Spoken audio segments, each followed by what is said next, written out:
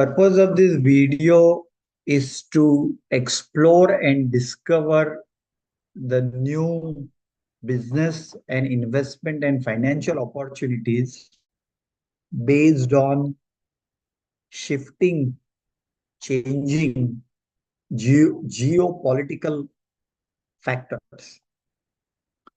So ever since World War II in around 1945, so almost now 80 years, 75 to 80 years, there has been a very standard geopolitical situation. America is the world power, and Europe and America are like close buddies. Their political views, their economy, their culture, everything is nation, goods, services, people movement, very tightly integrated. So 350 million people in US, 350 million people in Europe, they are like joined together one. And their military is also one under NATO.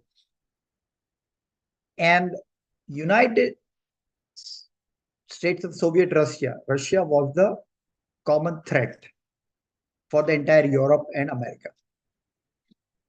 So uh, the whole approach of United States and Europe is to reduce Russia's economy, military power, influence, and they divided Russia into smaller states. USSR into smaller states. So Russia is now only fragment of what it was earlier. And Vladimir Putin is the Russia's president for the last 25 years. Now, around 10 years ago, when Putin was involved in armed conflict with Ukraine and he took over Crimea, and in 2022, he attacked Ukraine. So at that time, because United States has the vested interest and has the self-interest and earlier foreign and military policy to weaken Russia. So they provided all the arms and support to Ukraine and money to Ukraine to fight against Russia. And Europe also provided all the arms and money so that the military power of Russia is tested. So for last 75 years, United States and Europe wanted to fight with Russia, check its military power, its capabilities, but they did not want to directly fight. So they fought through Ukraine. So Ukraine was like a proxy war between USA, Europe on one side, and Russia on the other side. And close to 1 million people of Ukraine died. It started in 2022. And close to $130 billion of American money was invested in Europe, in Ukraine war. And similarly, close to 100 billion of Europe was invested in the Ukraine war. Now, as the new administration has come to US, the whole last 80 years geopolitical situation is changed totally, completely. Old enemies have become friends and old friends have become enemies. So what will be the impact on the economy and financial world? First is United States will go closer to Russia. Earlier, they put lots of sanctions on Russia to cripple Russia's economy. Now, United States is putting all the tariff and barriers on Europe, which was the earlier the most reliable friend. So, Russian ruble, which was losing value because of the US European sanction, and the US, Europe, they tried their best in 3 years to isolate Russia, to keep it away from the international world market economy. with lots of sanctions. Now that is all changed. Now Russia will be shortly. What will happen? What will happen? How new opportunities will get created and how new threats will come into existence. In next 4 years, that is by 2029, US and Russia will get very close to each other. They have become like buddies. Economically, uh, culturally, the exchange of people, exchange of company, investment, they'll become, Russia will become like the partner and ally of US. And Russia, America will move away from Europe. It may even get out of the military alliance, which is NATO. So, and Europe, Ukraine will have to surrender to fully to Russia. So Russia will now emerge in 4 years as the major world power, and its economy will get a major boost because now the American companies, American investors will invest in Russia, Russian investors will invest in America, more collaboration, partnership will happen. All the sanctions on Russia will be shortly lifted. So Russian ruble will become strong. Right now it's a weak, it was weak because of the sanctions, etc., but it will become more and more strong. Russian companies will grow. Russian banks will grow. So Sabar Bank, Sber Bank in Russia, which is now quoted at 312 rubles, I think might go to 1,000 rubles or more. So I'm recording this prediction for 2029 that Russian economy is going to experience very, very strong growth in next 4 years because sanctions will be lifted. America will become a close ally, uh, and Europe will have to accept Russia's dominance and Russia's leadership, so to speak. So Europe will also get tightly integrated with Russia, and US will also get tightly integrated with Russia, and Russia will play a bigger role in the world affairs. Uh, so the new opportunities and threats. So Russia will be the major spot for new opportunities, and Russian ruble will become stronger. And countries like Canada, which was earlier an ally of US, will go down. Their economy power, economic might will go down. Europe, of course, will also go down. And euro, which is $1, is 95 cents. Euro 195 will also come down. European companies will, of course, European companies will now start uh, bigger business in Russia.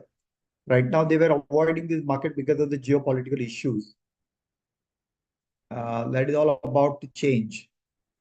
And the major threat would be more of uh, to for the US, the major threat would be that Russia, Europe, China, India, and all the major economy, if they collaborate together and decide to have a new currency, then the US dollar will may significantly reduce. At the same time, the influence of US, the political financial influence of US will significantly go down. In next 4 years, US political and financial influence will go down. And Russia, because its power will grow, it will try to use its currency as a major currency. So that is why I think by 2029, Russia along with China is going to grow, and America, which enjoyed an undisputed leader, will have to be a kind of a, we'll have to accept the reality of multipolar world. So I think from an investment point of view, overall investing in Moscow index, invest in Esber Bank, individual stocks, Russia-focused mutual funds, also identifying some good Russian companies, I think will be will be a big step. The so far the war in Russia Ukraine has been going on for 3 years, but shortly within next 3 months the Russia Ukraine war will get over, and of course Russia will be the winner of the war, and Ukraine will have to give up the territory. It has already lost so many people, and that is where I think I see the situation. And in terms of India, India has been a traditionally a strong supporter of Russia. So Indian investment into Russia and Russian investment into India will also grow, and more people will explore the Russian investment opportunities. Uh, so by 2029, I see that from India, a lot of people going to Russia, and that ruble becoming stronger, economy going, business is growing, and yeah, we have the opportunity for our company also in Russia, technology, travel, tours, hotel management, reviews. That also I think is going to grow. So that is going to be the hotspot. Same with Israel. Israel, Gaza, Israel will be the winner. So far in the military conflict, whoever America supports will be the winner. So if Russia, Ukraine, Russia will be get America's support, it will win. Israel, Gaza, Israel has got America's full support, so it will win. And very likely either a lot of Gaza territory would be taken up by Israel, or uh, Arab nation will have to take the responsibility for Gaza's reconstruction. And shortly, in terms of the power, the power of Arab nation and the oil countries will reduce, because America will aggressively go for fracking, and which is a shallow oil drilling. So America will become a major exporter of oil. Same with Canada. Canada will stop relying on US market, but will start selling more oil to China and India, and also Russia. Uh, all countries will realize that just depending on US is not going to work. We're going to kind of create a multipolar world with Russia, US, Europe, China, and India, five major players. At the same time, this Arab world, which was kind of deriving its value from oil, its importance and significance will reduce ongoingly because of the oil exploration without the environmental concern in US. And it will also create a major unsustainable, by after 2030, climate will become a major problem, because now no longer US has already is out of the Paris Agreement, is out of the WHO, is out of the International Court of Justice. There will be nothing like a uh, international law and order. Whoever has the power, they will decide, and there they will win. So smaller countries will have to get used to the dominance of the bigger economies and bigger powers.